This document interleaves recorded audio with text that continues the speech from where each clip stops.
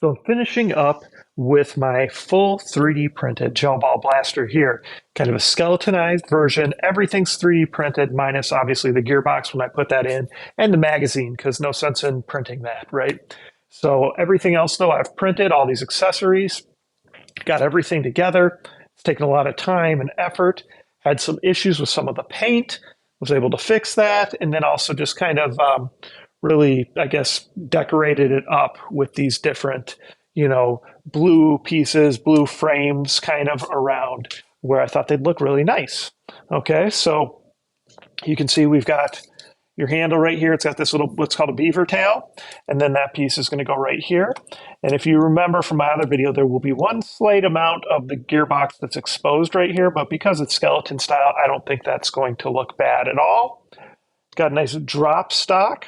So the power cable is going to go down through here into the battery here, and then here's your stock, right? So I kind of, again, added some blue to that, and that'll go on there. And then I just use rivet nuts so that you can use a 1/4-inch bolt to kind of latch that on. I think that's better than 3D printing the bolts. If you remember, there is a priming function on this gearbox I'm putting in. There really wasn't room up here to put a primer, to put the switch up there. So I decided to try something different. I've got a little button right here so that you'll be able to reach up with your thumb, prime it, and just use it like that. I thought that was a cool idea.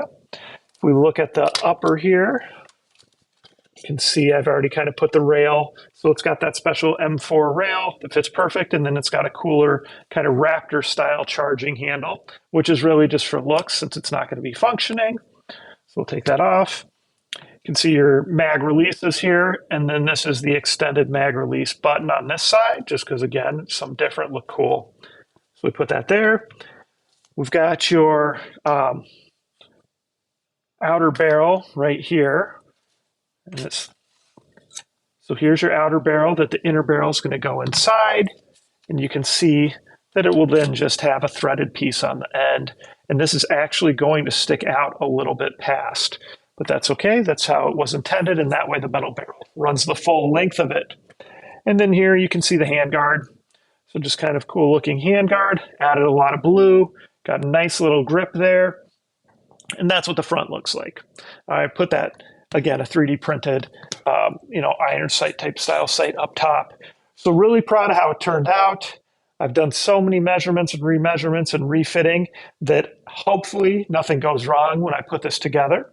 So I'm going to let it sit for a day and not touch the paint again. Just give it a good time to cure. And then we'll go ahead and try to put it together and see how it works.